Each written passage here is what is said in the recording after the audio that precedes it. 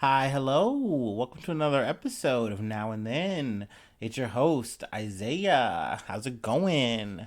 Um, I won't try to belabor you with my whole yada yada yada. You heard the last episode. You're pretty caught up with my week.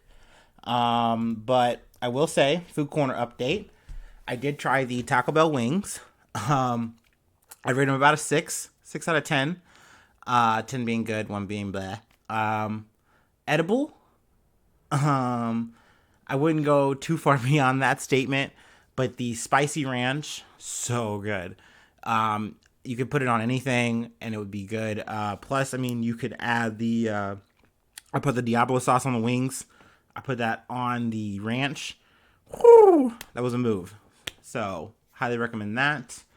But yeah, other than that, we can just get into it. Got the first bump from HuffPost.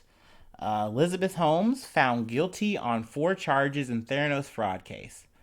So essentially, it's a bit much to get through, but Theranos was a medical like healthcare technology thing, uh, and Silicon Valley darling Elizabeth Holmes was like the face of it, the head of it. Essentially, she had got a lot of investors to believe in her and back her financially. And I mean, obviously, just with the more names, the more, kind of acclaim, a clout, if you will. She was able to kind of stack up, and people were just like, yeah, I mean, this technology she's creating, these things that they're making, are really like great, and they're gonna make us all a lot of money. Um, and the big one was this thing, pretty much like an Edison machine, and like the way it was supposed to work was from one pinprick. They're supposed to figure out all these things that were potentially wrong with you, and like sort you out, and then from there, you would be a lot more prepared to handle whatever you're going through. But essentially, as you go through the actual technology, it's kind of like, is this actually going to work? Is this actually doing anything? And Elizabeth Holmes kind of like doubled down every time, but didn't show any of like how it works, because it's like you got to protect your copyright, you got to protect your information, your stuff. And I mean, everyone's like, okay, all right, fine. But then when things actually came out, it's like, no, these aren't. The machine isn't doing anything. Um, but long story short, essentially, she went to trial. It didn't go too great for her. I mean, granted, she was only found guilty of 4 out of the 11 charges. But I mean, each of the charges can carry up to 20 years, and also thousands of dollars of fines. So it's not looking too good. Not looking too great for her. Ooh, excuse me, it's a beer burp. So I mean, we'll keep you posted on the sentencing. Um, but yeah. Also, speaking of cold starts, there was a couple of snow incidents. One taking place in Virginia off of I-95. I got this from the Insider, but essentially, hundreds of drivers were stuck on I-95 in Northern Virginia, and they were stuck there. At the time, this says 15. I believe it went up to 20 hours before they were really able to get people going. But yeah, people ran out of food, and water, and fuel, trying to just keep their car heated. Accidents, pile ups, and just lack of being able to move in the weather. Just made things impossible. And it was really fucking scary and shitty, I imagine, for everyone involved.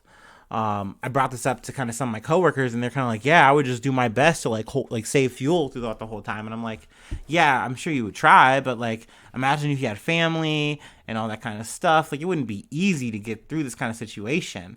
I know a lot of people, they got out of their cars, they walked, and they tried to get shelter, and that only made things worse and made things harder. I also heard another story where someone they had tried to Uber, and got caught in this whole situation, and it wound up being a $600 Uber that they were trying to sort out now, I guess, with the company. So I mean, that's crazy. But on a darker note of it, on Friday, I got this from Yahoo News. The cold kills 22, and they were stuck in cars in heavy snow at a Pakistan resort. So 22 people, including 10 children, died at a popular mountain resort in Pakistan, being stuck in their vehicles overnight. So the temperatures, plummeted. They were in a heavy snowstorm. Even the trucks and crews that were coming out to help people, they got stuck trying to get them. So I mean, it's just a really terrible, sad scene. Um, Definitely just a reminder, guys, to stay warm out there. Be careful. I know me personally, I want to get like a little bit of an emergency snow kit because I know all I have is like a half a bottle of Dasani in my car. Worst case scenario, so I'm done. Like it's a wrap if I ever got stuck on a highway. But yeah, just it's good to just kind of think about those little things and be careful. Being vigilant can always be good. Before I get too preachy, actually I might get a little bit preachy on this one, but in BBC News, Novak Djokovic, he is quarantined right now. But essentially, Australia cancels top tennis players' visa. So there's a lot of controversy, a lot of turmoil going on in Australia. The Open is set to start soon, and essentially, Djokovic went in thinking he was going to be good to go, good to play, even though he wasn't vaccinated, because he got a medical exemption from the committee. I think there's two anonymous panels that you go through, and at least they're supposed to be anonymous. That's what they say. But essentially, he is allowed the exemption because he's already had COVID within 6 months. He's said to have contracted it sometime during December, like mid-December, and they're like, okay, but at the end of the day, you aren't vaccinated. And, he hadn't really declared his status, but this kind of all brought it to a head, because even though he had the exemption and the state's like, yeah, we're fine, the federal border patrol was like, no, you're not fine. So through customs, he didn't make it or whatever. So he's in quarantine now. They said they recently gave him some like a laptop, some gluten-free food, because, he doesn't want, bad things going to his body. He's very, meticulous about that. I guess that makes sense. So they got him like a little bit more gluten-free food and stuff like that. But Serbs are definitely mad. Serbia is definitely upset. They have issued a lot of statements saying like, hey, I'm paraphrasing here, obviously, but you guys are haters. He's the number one tennis player and you guys are just jealous. He's done nothing wrong. Djokovic's mother said he's being treated like a criminal, to which government has responded and saying, no, he's free to leave whenever.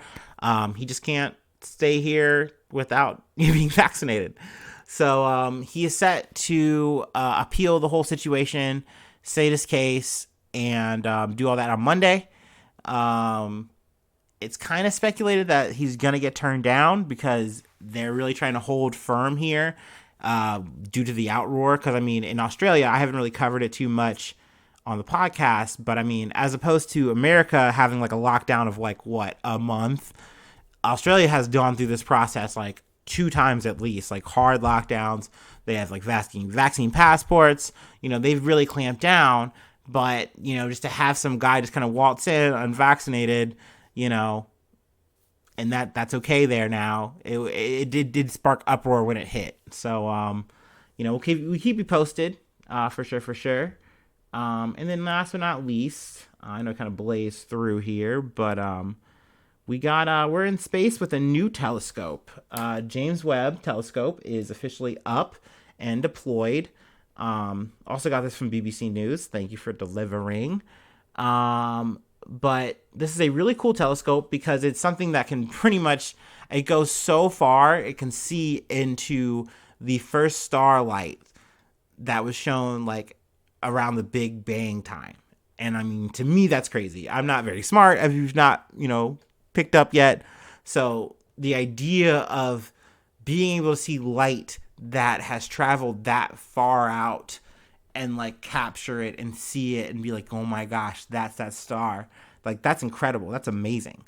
And also just the process of how it got up there was pretty incredible too.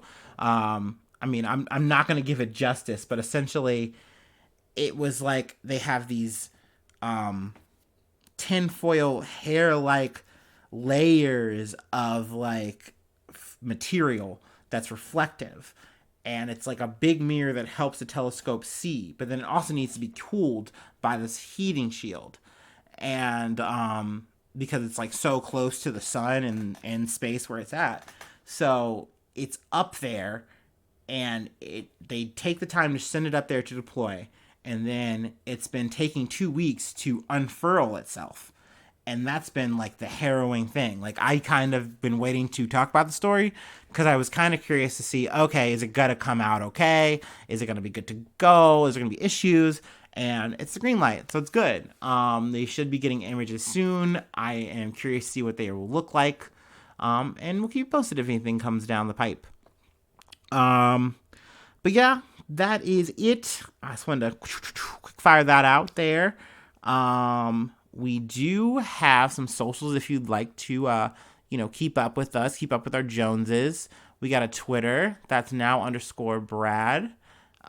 We have a Facebook that's now Brad. Let's see, what else do we got? An Instagram that is Now and Then Podcast. And then our Gmail account, which is nowandthenpodcastgang@gmail.com. If you want to just contact us. And then if you want to send us any money, because we are some poor boys, we have a Patreon. It's Now and Then Podcast Gang, patreon.com. If that doesn't pop up, feel free to hit us up and we will guide you there. But $5 or more gets you a shout out, and we'll say your name. We'll talk about whatever you'd like us to talk about real quick. Nice things. But yeah, thank you for tuning in. I hope you stay well. I hope you have an amazing week, and you tune in next time. Thank you so much. Love ya. Bye-bye. Mwah.